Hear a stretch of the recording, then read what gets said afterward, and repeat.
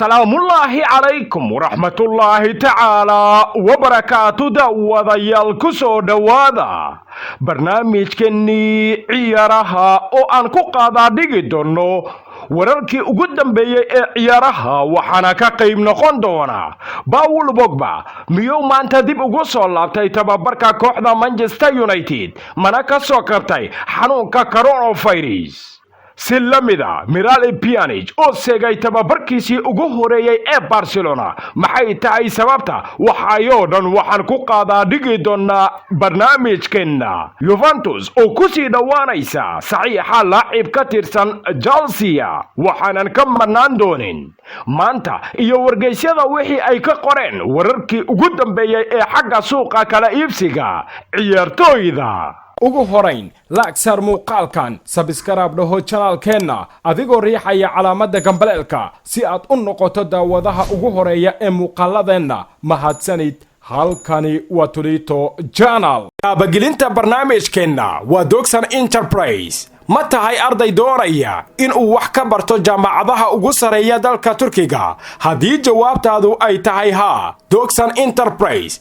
waxay kugu bishaaraynaysaa in ay ku hayso viisaha dalkugalka dalka Turkiga oo aad u jaban iyo waliba deeq waxbarasho oo aad ka heli doonto jaamacadaha ugu sareeya dalka Turkiga oo gaarsiisan ilaa iyo 80% wixii faahfaahin oo intaasi dheeri ahna kala xiriir telefoonada iyo lambarada shaashada kaga muuqda aan ku bilaabano barnaamijkeenne wargeyska Manchester Evening News ayaa shaaca ka qaaday in xidiga qadka dhexe Paul Pogba uu ku soo laabtay tababarka Manchester United maanta oo Jimco ah kadib markii uu ka soo kabtay caabuqa coronavirus Paul Pogba ayaa 2 toddobaad ka hor laga helay xanuunka coronavirus xilli uu sugayay waajibaadka xulka qarankiisa Faransiiska ka hor bilaabashada tartanka UEFA Nations League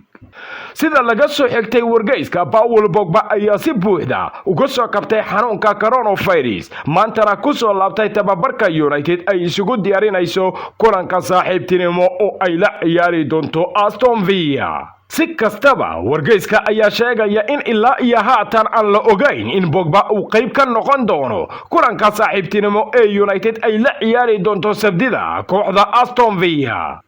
United ayaana bilaabi doonta xilli ciyaareedkeeda Premier League 19 bishan haatan lagu guda jiro kulan ay marti u noqon doonto kooxda Crystal Palace saxiixa cusub ee kooxda Barcelona Miralem Pjanic ayaa tababarka maanta oo Jimco ah isna seegay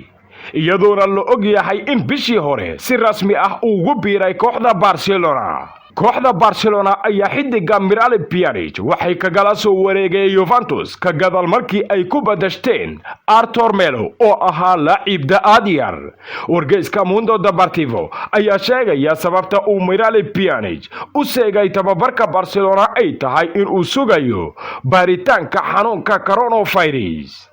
xidiga reer Bosnia ayaa markii hore ku qasbanaa in uu dhaxgalin kooxda inteeda kale ilaa iyo haatanna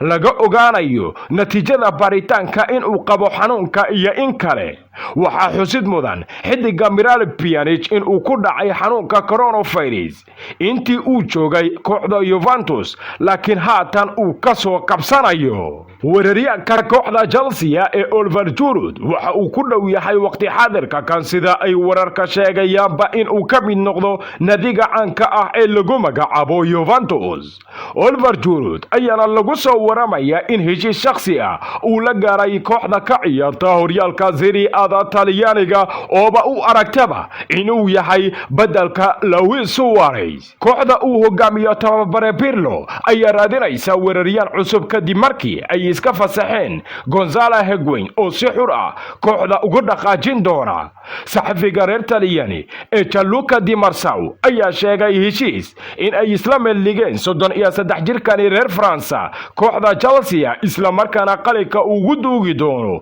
heshiis 2 sanadooda Giroud ayaa doonaya inuu isaga tago Chelsea maadaama uu booska joogtada ah ka waayay waxaana haatan ku soo biiray kooxda Timo Werner iyo weliba abraham oo horeyba u joogay. sidaasi darteed weji uma yaalo marka loo fiiriyaba xagga iyo istaadiyaha Stamford Bridge. sidaasi darteed waa uu ku qasban yahay inuu aado xagga iyo magaalada Turin. maanta waxaan ku dul hakanaynaa wax waliba oo wargeysyada caalamka ee kubadda cagta ay ka qoreen marka la eegaba xagga iyo suuqa kala iibsiga ciyaartooyda. naadiga Chelsea ayaana diiday dalab ay ka heshay kooxda Inter oo ay ku doonaysayba saxiixa N'Golo Kante, waxaana ay rabeen in ay kaga badashaan Marcelo Brozovic oo 27 jir ah. laakiin kooxda ka dhisan galbeedka London ayaa durbaba dalabkaasi waxay wejiga kaga soo garaaceen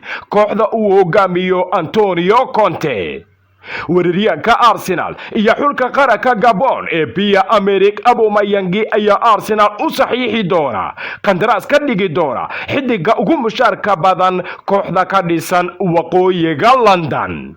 waliba maanta ama biri midkood ayaa si toos ah loogu dhawaaqi doonaa heshiiska laacibka reer Gabon uu ku sii joogayo Arsenal.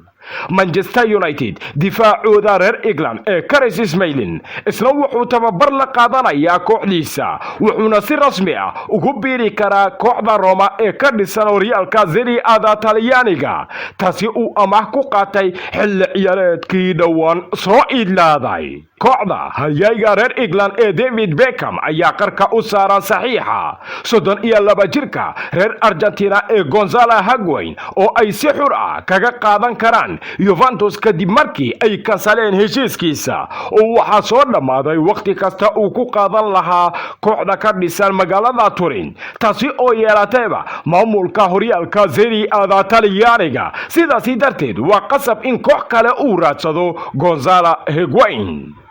Liverpool qadkeeda dhexe ee Wijnaldum oo 29 jir ahna wuxuu wada hadalla quman uu la yeeshay tababare Jurgen Klopp xilli qandaraaskiisa kooxda uu ka heersan yahay 1 sanadood, waxaana uu doonayaa inuu iska sii joogo magaalada Liverpool iyo waliba gobolka Merseyside. waxaana la xasuustaa tan iyo imaanshihiisa kooxda Liverpool inuu qayb ka noqday jeelkii kula guuleystay Premier League, Champions League, UEFA Super Cup ilaa iyo koobka kooxaha adduunka. difaaca Tottenham ee Danny Rose oo 30 jir ah ayaa isna wuxuu ku dhow yahay inuu ka dhaqaajiyo kooxda ka dhisan waqooyiga London, wuxuuna u weecan karaa xagga iyo horyaalka Serie A Talyaaniga siiba kooxda Genoa oo xiisa u muujinaysa difaacani bidix. kooxda West Ham ayaana wada hadalla kula jirta iyadana laacibka qadka dhexe reer England Jack Wilshere si ay u kansalaan heshiiska 28 jirkan uu kula jiro kooxda.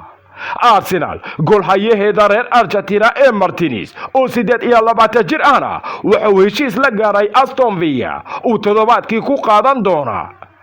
60,000 oo pound mushaar ahaan, xilli kooxda Aston Villa ay ku dhamaynayso heshiiska laacibkan 15 milyan oo ay siin doontaba dhigeeda Arsenal. Manchester United qadkeeda dhexe Fred oo 27 jir ah ayay beenisay wararka sheegaya in uu ku biirayo kooxda reer Turkiya ee Galatasaray, isla markaana ay wararka cadeynayeenba inuu u weecan karo isla suuqa xagaa'igan.